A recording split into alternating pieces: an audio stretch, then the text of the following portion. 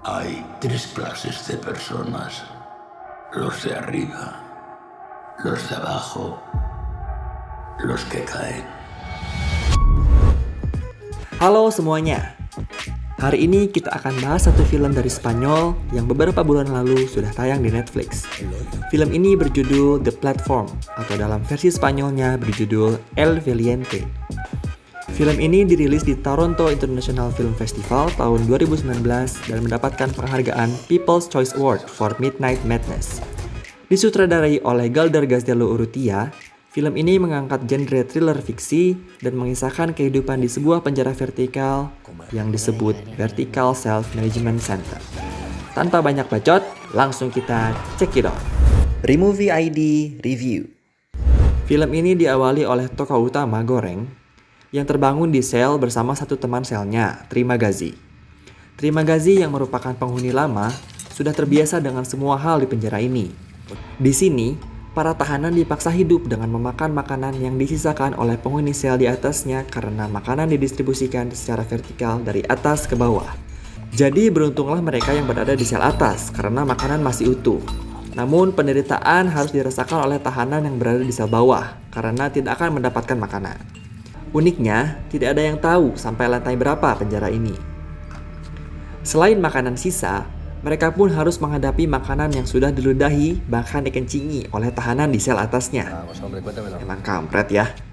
Alhasil, makanan yang dibuat oleh koki-koki yang terlihat sangat profesional di lantai 0, bentuknya menjadi sangat-sangat tidak karuhan saat berada di tahanan.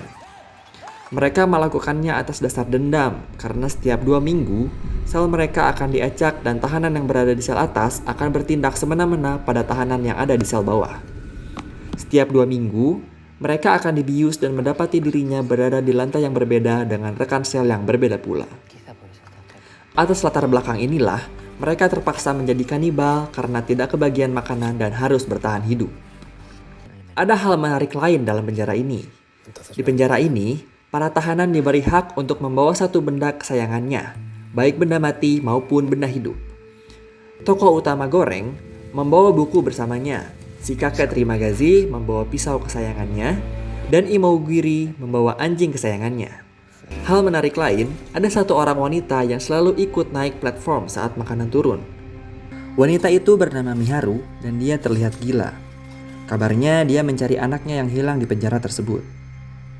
Seiring dengan berjalannya waktu, Goreng mulai terbiasa dengan kehidupan penjara itu. Sampai suatu waktu, Goreng berinisiatif untuk membetulkan sistem yang ada di penjara itu. Bersama rekannya Baharat, Goreng berinisiatif untuk menaiki platform makanan untuk membagikan makanan secara adil pada seluruh penghuni penjara. Namun ada saja yang tidak setuju dengan mereka, dan mereka pun terpaksa membunuhnya.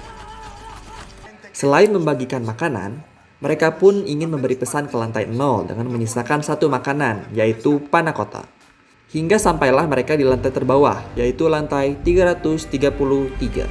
Ternyata, di sana ada anak kecil yang selama ini dicari oleh si wanita gila.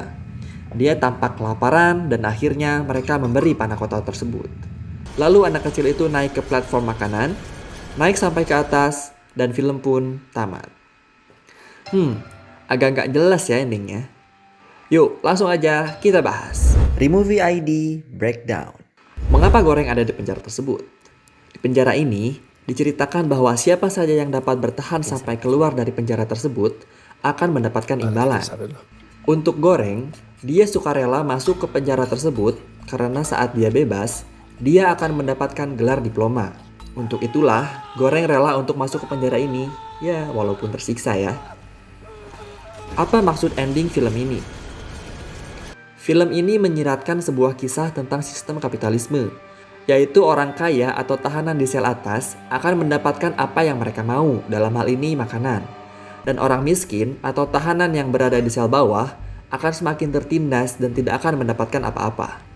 Di akhir cerita, dikisahkan Goreng ingin mengubah sistem kapitalisme ini menjadi sistem sosialisme, yaitu semua orang mendapatkan haknya sama rata. Mengenai anak kecil yang menjadi pesan ke lantai 0, Mimin pun kurang mengerti. Sebenarnya, ada scene lanjutan di film ini, namun sang sutradara menghapusnya agar membiarkan penonton untuk berimajinasi sendiri. Oke lah bos. Dengan setting film yang sempit namun terkesan intens, pencahayaan yang mendukung nuansa film, dan CGI yang oke banget, Mimin pribadi suka dengan film ini. Dan kalau boleh kasih nilai, Mimin kasih 7 dari 10. Untuk kalian yang belum nonton, go check this movie out, karena film ini keren banget.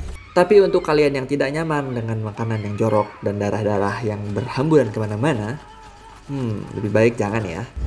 Oke, segitu aja review film kali ini. Komen di bawah untuk kasih saran film-film yang menarik untuk direview. Sampai jumpa di video selanjutnya.